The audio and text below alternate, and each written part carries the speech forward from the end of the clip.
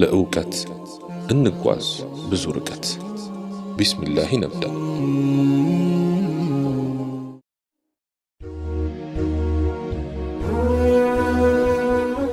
አንቱ አዛኝ ነቢይ፣ አንቱ የሁሉ በላጭ፣ የድሆች አባት፣ አንቱ የነቢያት መደምደሚያ፣ አንቱ የአላህ ወዳጅ፣ አንቱ የወንጀለኞች አማላጅ።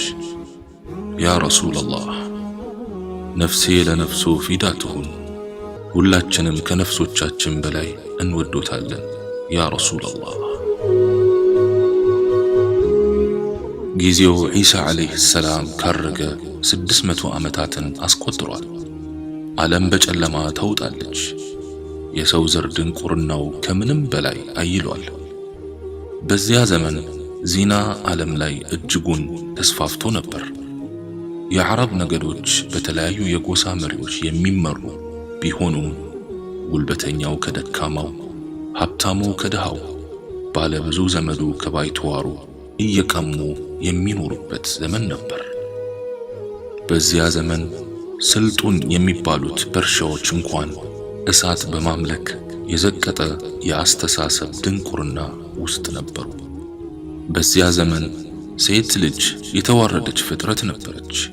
ሴት ልጅ ያለው አባት ከአቻዎቹ በነጻነት የማይቀላቀልበት ዘመን ነበር። አዎ በዚያ ዘመን ሴት ልጅ የውርደት መገለጫ ናት በማለት ከነነፍሷ የሚቀብሩበት ዘመን ነበር።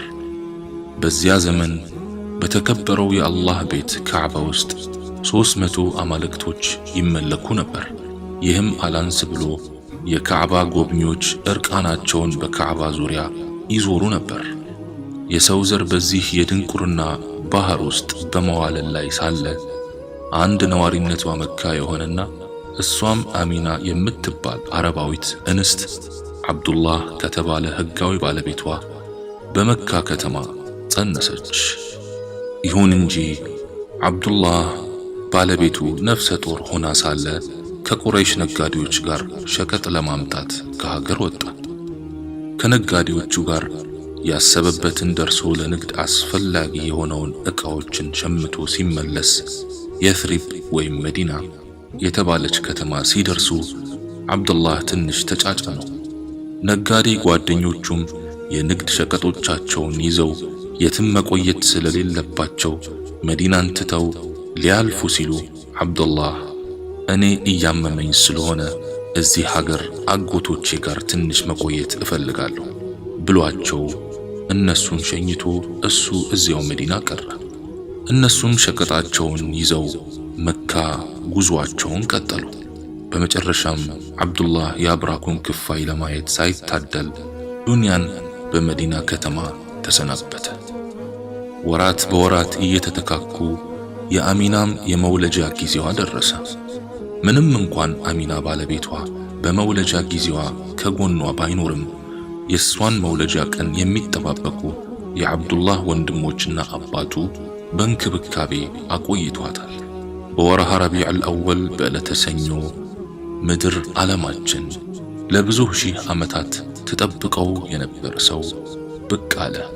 ያ የነቢያት መደምደሚያ የሆነው፣ ያ የእዝነት መገለጫ የሆነው፣ ያ ምድርን ከጽልመት የገላገለው ሰው ከአሚና ማህፀን ወደ ምድራችን ተሸጋገረ።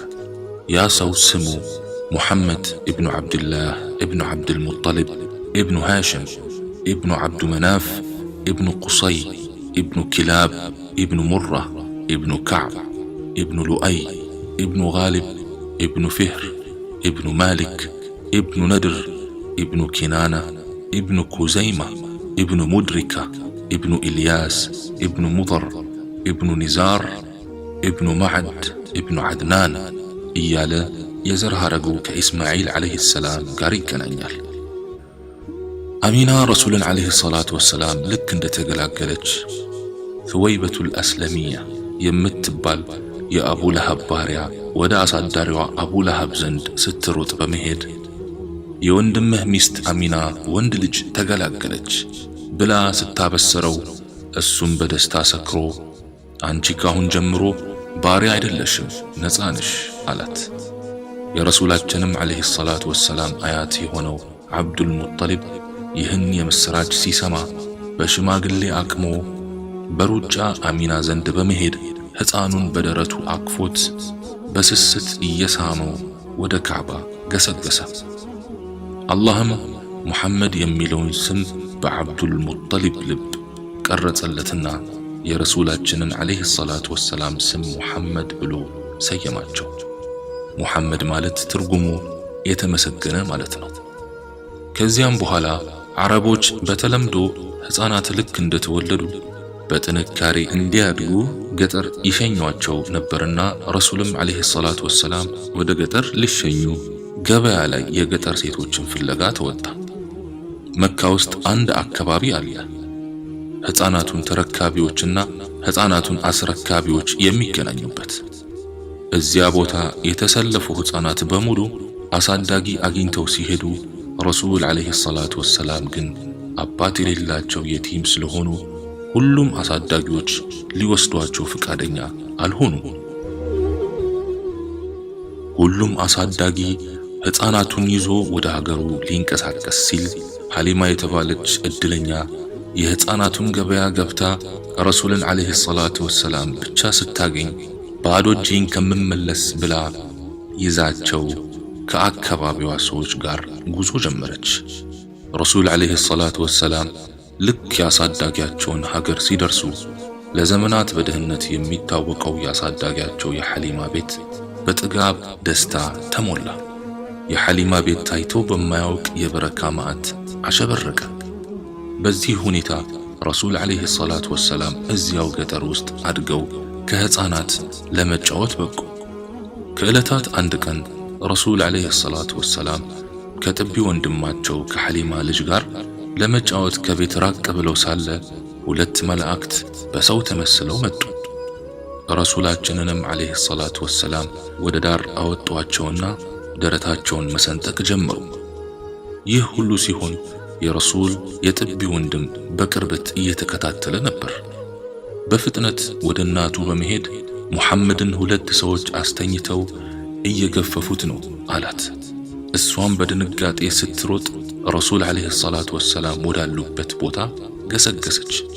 ቦታው ላይ ስትደርስ ረሱልም ዓለይሂ ሰላቱ ወሰላም በድንጋጤ ተሞልተው ቆመው አገኘቻቸው።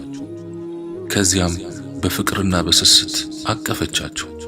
አቅፋቸው ምን ሆንክብኝ ልጄ ብላ ስትጠይቃቸው ረሱልም በጣፋጭ አንደበታቸው ከወንድሜ እየተጫወትን ሳለ ሁለት ሰዎች ድንገት መጡ። ከዚያም አስተኝተውኝ ደረቴን ለሁለት ከከፈሉት በኋላ የሆነ ጥቁር ነገር ከደረቴ ፈልገው አወጡ። ከዚያም በጣም ነጭና የሚገርም ነገር በቦታው ተክተው ደረቴን እንደነበረ መልሰው ሄዱ ብለው ነገሯት። እነዚህ ሁለቱ መላእክቶች ጅብሪልና ሚካኤል ነበሩ። ከዚያም ሐሊማ ረሱልን ዓለይሂ ሰላቱ ወሰላም በእቅፏ አስገብታ እቤት አመጣቻቸው። ይህን ጊዜ ባለቤቷ ሐሊማ ይህን ልጅ ለወላጆቹ መመለስ ያለብን ይመስለኛል፣ ምክንያቱም የአሁኑ ቦታ ላይ ተለክፎ ሊሆን ይችላልና ነገሩ ሳይጸናበት መካ ወስደን እናስረክቡ አላት። እሷም በዚህ ተስማምታ ለዓመታት በአካባቢያቸው ኑር ያበራላቸውን ሕፃን በ4 ዓመቱ ወደ መጣበት መካ ይዘውት ሄዱ። ከዚያም ብዙ ተጉዘው መካ ሲደርሱ የረሱልን ዓለይሂ ሰላቱ ወሰላም እናት አገኟትና ልጇን አስረከቧት። እሷም ለምን እንዳመጡት ስትጠይቃቸው ልክፍት እንዳይነካው ፈርተው እንደሆነም ነገሯት። ያን ጊዜ እሷም ወላሂ የኔን ልጅ ልክፍት አይነካውም፣ ሙሐመድን ነፍሰ ጡር ሆኜ ምን እንዳየው ልንገራችሁ። ከኔ ውስጥ የሆነ ብርሃን ወጥቶ የሻም ሀገር ህንፃዎች ላይ ሲያንጸባርቅ ተመልክቻለሁ። ደግሞም እሱን አርግዤ ምንም አይነት የእርግዝና ስሜት አልተሰማኝም። ይህ ልጅ ትልቅ ሚስጥር አለው አለቻቸው። ከዚያም ረሱላችን ዓለይሂ ሰላቱ ወሰላም ከእናታቸው አሚና ጋር መኖር ጀመሩ።